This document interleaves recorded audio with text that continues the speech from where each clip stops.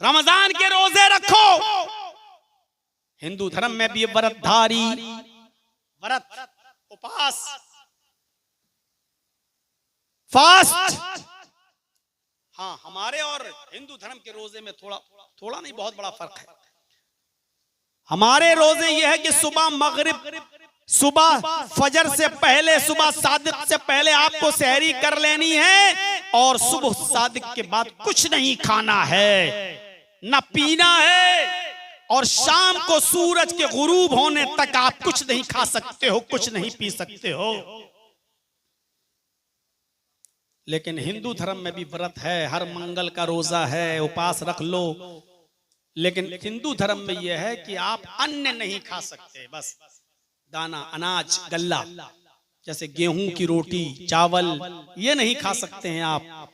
और फल फ्रूट सब खा सकते हो, सेब खा सकते हो, अनार खा सकते हो, केला खा सकते हो, चीकू खा सकते हो, नारियल और पानी पी सकते हो, जूस पी सकते हो, सब।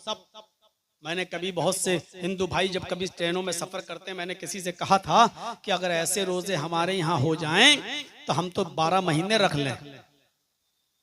तो वो दो थे बेचारे, बिगड़ के कहने लगे, कहना आसान होता है, हम लोगों से पूछो ये भी नहीं रख पाते। ऐसे रोजे हम लोगों में हो जाएं तो आसान। हमने कहा ये मुसलमान बैठा हुआ है जो रोजे के महीने में भी रोजा नहीं रखा हुआ है ट्रेन में, अब इससे पूछ लो कि अगर इतनी चीज की इजाजत हो जाए हमारे यहाँ, सेब, केला, पपीता खाने की, तो हम 12 महीने रख लेंगे कि नहीं रख लेंगे। तो वो हमसे कहने लगा, वो मुसलमान, मौलाना साहब क्या हिंदू भाइयों में इतनी छूट है, केला खा सकते, सेब खा सकते? मैंने कहा हाँ, इजाजत है, जूस पी सकते, फ्रूटी वूटी सब पी सकते हो, कि इतनी परमिशन है? कहने लगा हाँ। मैंने कहा अच्छा ये बताओ, इतनी परमिशन हमें मिल जाए तो हम लोग 12 महीने रख लेंगे कि नहीं रख लेंगे? वो बोलता अरे ये तो बहुत हो गया, हमें तो सिर्फ बीच में 12-1 बजे एक बीड़ी सिगरेट पीने का मौका मिल जाए तो हम 12 महीने रख लेंगे।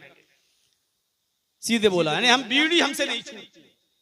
उसने सब चौपट कर दिया कमीने ने। इतनी मेहनत से हम समझा रहे थे उसको, उसने कहा कि सिर्फ एक बीड़ी पीने का मौका मिल जाए, 12-1 बजे आप लोग इंटरवेल कर दिया करो, 5 मिनट के लिए बीड़ी सिगरेट पीने की छूट मिल जाए, हम 12 महीने रख लेंगे। तो रोजा हिंदू भाइयों में भी है, रोजा हमारे यहाँ पर भी है, शक्ल थोड़ी सी बदल गई। और 5वीं चीज, वतहुज्जल बैत, हज करो। हिंदू धर्म में भी हज है, हमारे यहाँ है हज, उनके यहाँ है तीर्थ यात्रा।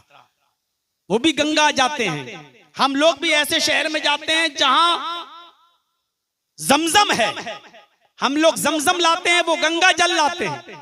हम लोग भी बिना सिला हुआ कपड़ा हालत एहराम में पहनते हैं, वो लोग भी बिना सिला हुआ कपड़ा पहनते हैं।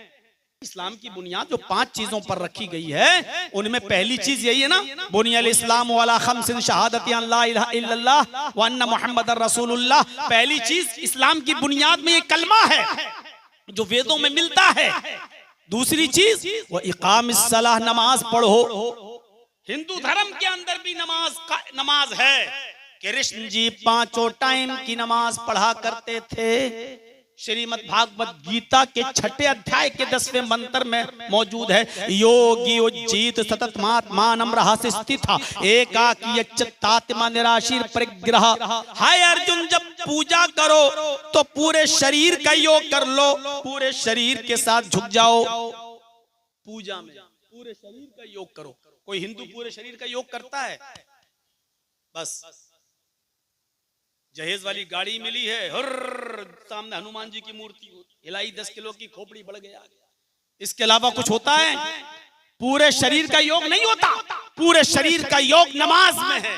आप देख लीजिए शुरू से लेके आखिर तक, ये देखिए हाथ की एक्सरसाइज, अल्लाह अकबर, ये उंगलियां आपकी ऐसे बिल्कुल ये, और ये आपकी हथेली कांधों के बराबर, और ये आपकी उंगलियां ये कानों की लौ के बराबर, ऐसे। ये है रफुल यदैन का सही तरीका। गए नमाज पढ़ने, अल्लाह अकबर, भाई मक्खी मारने गया था क्या तू? ये नमाज नहीं है। गया, ये कोई रफुल यदैन है? रफुल यदैन ये है, उंगलियां इस तरीके से बंद रहे, ये अंगूठा, ये आपकी हथेली कांधे के बराबर और ये कानों की लौ के बराबर, इस तरीके से आप रफुल यदैन करें। ये 3 तरीका है नियत बांधने का।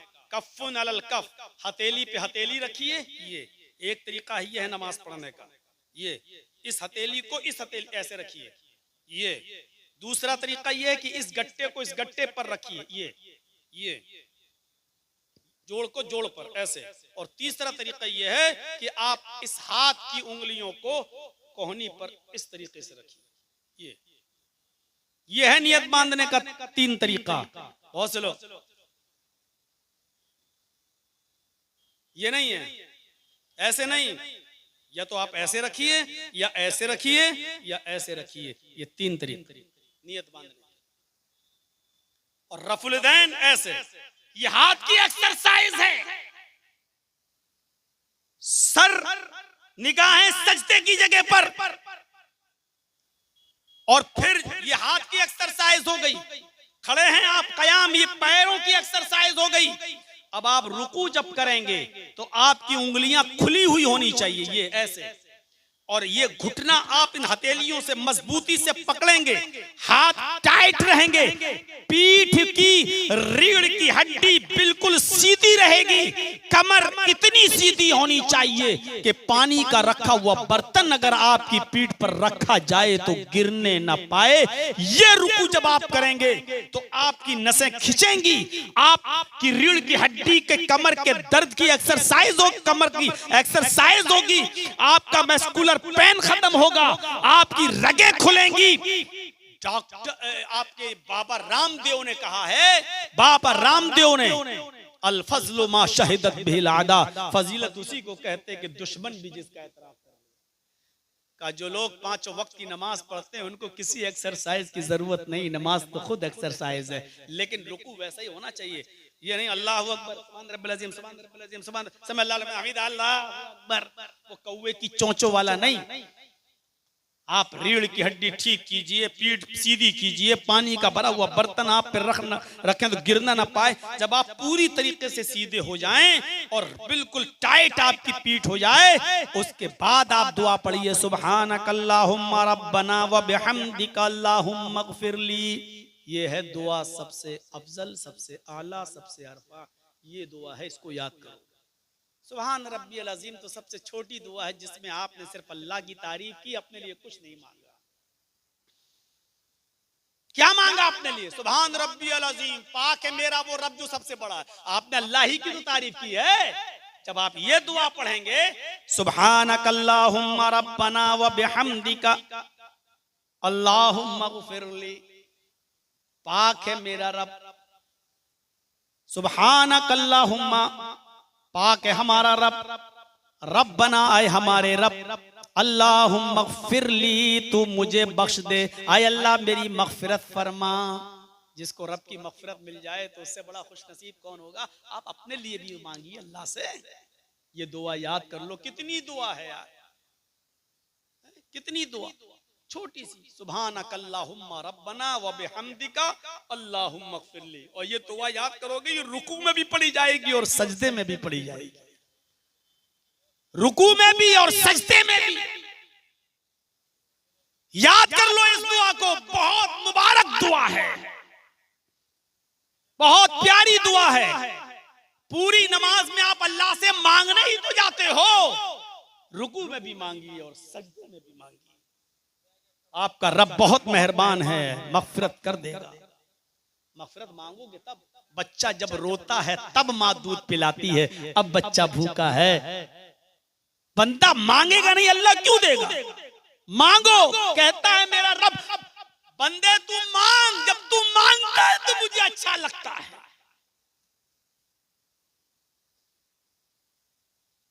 ऐसे बंदे भी अल्लाह को पसंद नहीं जो 24 घंटे इबादत ही इबादत करते रहें और उनसे अनजाने में भी कोई गुनाह ना हो। आप कहेंगे मौलाना ये क्या कह रहे हो आप? हाँ, ऐसी मखलूक तो थी अल्लाह के पास जिनसे कोई गुनाह ना हो, ऐसी मखलूक तो थी अल्लाह के पास, फरिश्ते हर वक्त 24 घंटे अल्लाह की हम्द सना में लगे रहते हैं, अल्लाह की तारीफ में, अल्लाह की बड़ाई में, अल्लाह की इबादत में लगे रहते हैं। फिर उसने इंसानों को क्यों पैदा किया? हमें और आपको उसने इसीलिए पैदा किया, जज़ाकुमुल्लाहु अहसन, इसीलिए पैदा किया कि उसको ऐसी मखलूक की जरूरत थी जो दुनिया में आए, अल्लाह की इबादत करे, दुनिया में उससे गुनाह भी हो, और जब गुनाह हो तो वो अल्लाह से अपने गुनाहों की माफी मांगे। उसको ऐसी मखलूक की जरूरत थी, इसलिए उसने हमें और आपको पैदा किया। और कहता है अल्लाह, मेरे बंदो, अगर तुम दुनिया में गुनाह करना छोड़ दो और तुमसे बिल्कुल कोई गुनाह ना हो, फरिश्ता बनने की कोशिश करोगे तो हम तुम्हें मिटा देंगे, तुम्हें भलाक कर देंगे। यस्तब्दिल कौमन गैरा कौमिन, हम तुम्हारी जगह पर दूसरी कौम ले आएंगे जो गुनाह करेगी और अल्लाह को पुकारेगी, अल्लाह से अपने गुनाह की माफी मांगेगी। अल्लाह को अच्छा लगता है जब कोई बंदा उससे अपने गुनाह की माफी मांगता है। मांगते हो? गुनाह हो जाते हैं, ठीक है, इंसान है, लेकिन माफी भी तो मांगो। जानबूझकर गुनाह न करो, अचानक हो जाए, धोखे से हो जाए, और जानबूझकर भी अगर कभी हो जाए तो ऐसी तौबा करो कि अल्लाह आइंदा कभी इस गुनाह के करीब नहीं जाएंगे। इसलिए पूरी नमाज आप देख लीजिए, अल्लाहु अकबर, अल्लाहुम्मा बाइ, पहला जुमला सुभानक अल्लाहुम्मा व बिहम्दिका व तबारक अस्मुका, ये दुआ है, मैं ये नहीं कह रहा हूं, लेकिन बुखारी में नहीं है ये दुआ। बुखारी की जो हम आपके सामने पढ़ रहे हैं वो सबसे आला और अरफा और सबसे बेहतर दुआ ये है। अल्लाहु अकबर कहकर जब आप नियत बांधे तो पहले लफ्ज क्या पढ़ेंगे? अल्लाहुम्मा बाइद बैनी व बैना खताया। क्या जुमले हैं!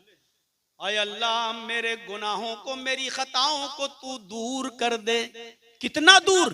कमा बाअत्ता बैनल मशरिक़ वल मग़रिब, जितनी दूरी पूरब और पश्चिम के दरमियान है, जितनी दूरी तूने मशरिक और मगरिब के दरमियान रखी है, पूरब और पश्चिम के दरमियान रखी है, उतनी दूरी तू मेरे गुनाहों में और मेरे दरमियान कर दे। यहीं से मांगना शुरू हो रहा है। फिर अल्लाह की तारीफ करने के बाद इहदिना सिरातल मुस्तकीम सिरातल लज़ीना अनअमता अलैहिम गैरिल मग़दूबि अलैहिम वलद्दाल्लीन। ये अल्लाह से मांग तो रहे हो आप अपने लिए। फिर रुकू में जाइए, सुब्हानक अल्लाहुम्मा रब्बना व बिहम्दिका अल्लाहुम्मा इग़फिरली, यहां पर भी मांगिए। समी अल्लाहु लिमन हमिदा रब्बना व लकल हम्द हम्दन कसीरन तय्यबन मुबारकन फी। अल्लाहु अकबर कहकर सजदे में जाइए तो फिर कहिए, क्या कहिए? सुब्हानक अल्लाहुम्मा रब्बना व बिहम्दिका अल्लाहुम्मा इग़फिरली। फिर अल्लाह से मग़फ़िरत मांगिए। फिर सजदे से उठिए, दूसरे सजदे में जाने से पहले फिर पढ़िए, फिर कहिए रब्बिग़फिरली रब्बिग़फिरली। 2 बार आपको कहना है रब्बिग़फिरली रब्बिग़फिरली। यही दोनों सजदों के बीच में पढ़ी जाने वाली सबसे अफजल और सबसे आला दुआ है, रब्बिग़फिरली रब्बिग़फिरली। माफ कीजिएगा, जो लोग यह दुआ पढ़ते हैं अल्लाहुम्मा इग़फिरली वरहमनी वहदनी वआफ़िनी वरज़ुक़नी, ये दुआ ज़ईफ़ हदीस से साबित है, ये सही हदीस से साबित नहीं है। मुस्लिम शरीफ की हदीस में ये दुआ लिखी है रब्बिग़फिरली रब्बिग़फिरली। आए मेरे रब मुझे बख्श दे, आए मेरे रब मुझे बख्श दे। हाँ, इस दुआ के बाद आप ये दुआ भी पढ़ सकते हो, अल्लाहुम्मा इग़फिरली वरहमनी वहदनी वआफ़िनी वरज़ुक़नी, क्योंकि मुस्लिम की हदीस में ये आया है कि अल्लाह के नबी इस दुआ को नमाज में पढ़ा करते थे। नमाज का लफ्ज आया है, दोनों सजदों के बीच का लफ्ज नहीं आया, लिहाजा दोनों सजदों का बीच भी नमाज का हिस्सा है। रब्बिग़फिरली पढ़ने के बाद आप ये दुआ भी पढ़ सकते हैं, अल्लाहुम्मा इग़फिरली वरहमनी वहदनी वआफ़िनी वरज़ुक़नी। फिर सजदा कीजिए, फिर मांगिए। पूरी नमाज में मांगा ही तो जाता है अल्लाह से। सलाम फेरने से पहले क्या मांग रहे हैं? अल्लाहुम्मा इन्नी ज़लमतु नफ्सी ज़ुल्मन कसीरा वला यग़फ़िरुज़्ज़ुनूबा इल्ला अंता फ़ग़फ़िरली मग़फ़िरतम मिन इंदिका वरहमनी इन्नका अंतल गफ़ूरुर रहीम।